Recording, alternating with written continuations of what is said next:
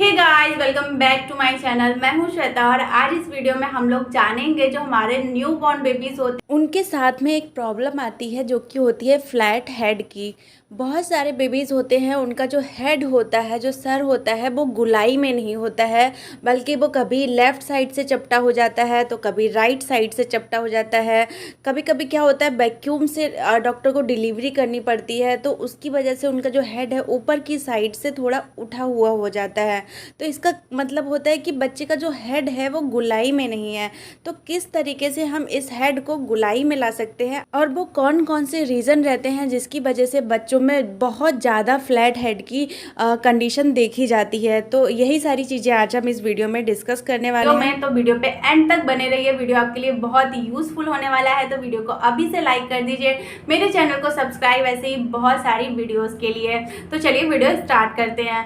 तो ये जो चीज़ होती है, जो बेबी का सर होता है ना, उसकी जो हड्डियां होती है वो बहुत नाजुक होती है। जैसे कि बेबी को जब डिलीवरी हो, चाहे वो नॉर्मल डिलीवरी हो, चाहे वो सी सेक्शन डिलीवरी हो, सबसे बड़ा जो बेबी का हेड होता है वो ईजिली बाहर निकल आए, इसलिए वो बाय नेचुरल जो भगवान बनाते हैं ना उसको, तभी उसकी जो सर की हड्डियां होती हैं वो इस तरीके से रखते हैं कि बेबी ईजिली बाहर आ जाए। तो सर की हड्डियां बहुत नाजुक होती हैं, जिससे कि क्या होता है, बेबी अगर इस करवट लेटा है तो बेबी का सर इधर से चपटा हो जाता है, इस करवट लेटता है तो इस तरफ से हो जाता है, पीछे से लेटता है तो पीछे से हो जाता है, या फिर डिलीवरी के टाइम पे हो जाता है। अगर जैसे कि वैक्यूम से बेबी को निकाला जा रहा है तो उस वजह से बेबी का जो सर है वो यहाँ से उठ जाता है।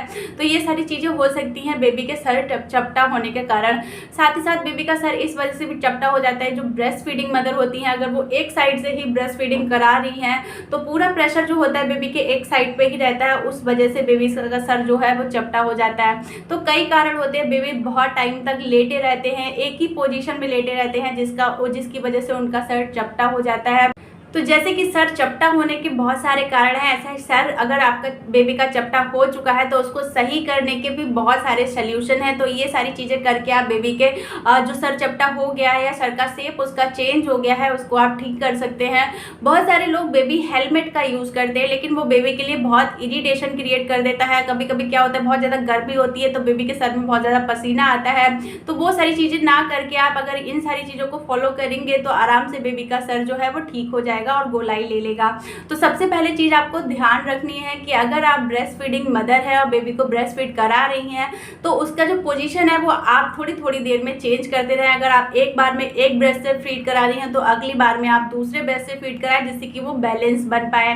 साथ ही में आपको ध्यान देना है कि अगर आप बेबी को सुला रही हैं तो हमेशा ध्यान दें कि बेबी का जो साइड है वो, क्योंकि बच्चे क्या करते हैं एक ही साइड से लेटे रहते हैं, वो करवट नहीं लेते हैं या फिर वो इधर उधर मूव नहीं करते हैं। तो आपको ध्यान देना है कि अगर आप बेबी को सुला रही हैं तो बेबी का थोड़ा सा सर का जो पोजीशन है उसको चेंज कर देना, जिससे कि बैलेंस बना रहे। अगर बेबी एक ही पोजीशन में बहुत देर लेटा रहेगा तो यहाँ पे बहुत सारी पॉसिबिलिटीज होती हैं कि बेबी का हेड जो है वहां से फ्लैट हो जाए। नेक्स्ट आपको जो ध्यान देना है, अगर आपका बेबी का हेड चेंज है, वो शेप में नहीं है, तो आपको कोशिश करना है कि बच्चे को आप ज्यादातर कंधे पे रखें, जिससे कि क्या होगा, बेबी बैलेंस करने की कोशिश करेगा और जो उसका हेड है वो शेप में आने में हेल्प मिलेगी। क्योंकि बेबी का जो हेड का प्रेशर होता है, जो हेड होता है बेबी का सबसे भारी रहता है, क्योंकि जब हम बेबी को गोद लेते हैं तो क्या होता है कि उसका हेड ऐसे से हिलता है, क्योंकि वो उसको सबसे ज़्यादा भारी लगता है और वहीं पे सबसे ज़्यादा प्रेशर रहता है। तो आप अगर बेबी को अपराइट होल्ड करेंगी तो बेबी का सर बहुत जल्दी गुलाई में आए। साथ ही साथ में आपको बेबी को टमी टाइम देना चाहिए। अगर आपका बेबी का हेड फ्लैट हो चुका है या उसकी शेप चेंज हो गई है तो टमी टाइम जो होता है वो सबसे ज़्यादा इफेक्टिव रहता है, सबसे ज़्यादा सही रहता है बेबी के हेड को शेप में लाने के लिए। तो टमी टाइम बहुत ज़रूरी होता है। आप बेबी को पेट के बल लिटा दें और थोड़ी देर उसके साथ खिलौनों से खेलें, उसको इधर उधर देखने में हेल्प करें कि कभी वो इधर देखे कभी वो उधर देखे। तो जो बेबी का हेड है ना वो बैलेंस भी करेगा और साथ साथ में वो चपटा अगर हो गया है तो बहुत जल्दी वो सही हो जाएगा और शेप ले लेगा। इसलिए आप उसको टमी टाइम जरूर दें। इसी के साथ आपको एक पिलो जो आती है बेबी की पिलो, वो भी यूज करनी चाहिए।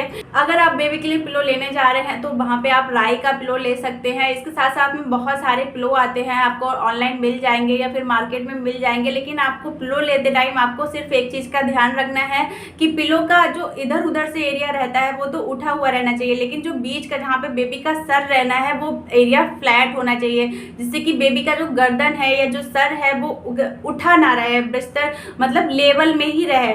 बेबी का जो बॉडी है और जो सर है वो लेवल में ही रहना चाहिए, बेबी का हेड ऊपर की साइड उठा नहीं रहना चाहिए। जो लोग हम लोग पिलो लगाते हैं वो पिलो, उस तरीके की पिलो बेबी के लिए बिल्कुल भी यूज ना करें। इस तरीके की ही पिलो लें, इससे का बेबी का जो हेड है वो बॉडी के साथ बैलेंस में रहेगा और बेबी को कोई भी दिक्कत नहीं होगी और बेबी का जो हेड है वो बहुत जल्दी शेप में आ जाएगा। तो ये सारी चीजें आप कर सकती है। इसी के साथ साथ आप बेबी की हेड मसाज भी कर सकती हैं। जहां से आपको लग रहा है कि बेबी का हेड उठा हुआ है, वहां से आप धीरे धीरे पुश करके इस तरीके से बेबी को अपने हाथों से गुलाई दे सकती हैं। ये मेथड थोड़ा सा लंबा है, लगभग 1 महीना लग जाएगा बेबी का सर गुलाई में आने में, लेकिन जब भी आप मसाज करें बेबी की हेड मसाज जरूर करें और उसके सर को शेप देने की कोशिश करें। तो ये सारी चीजें आपके लिए हेल्प कर सकती हैं हेड जो फ्लैट हेड है उसको प्रिवेंट करने में। तो ये सारी चीजें आप जरूर करिए। आई होप कि वीडियो आपके लिए यूजफुल रहेगा। वीडियो यूजफुल रहा हो तो प्लीज वीडियो को लाइक जरूर करें, मेरे चैनल को subscribe. Thank you so much for watching.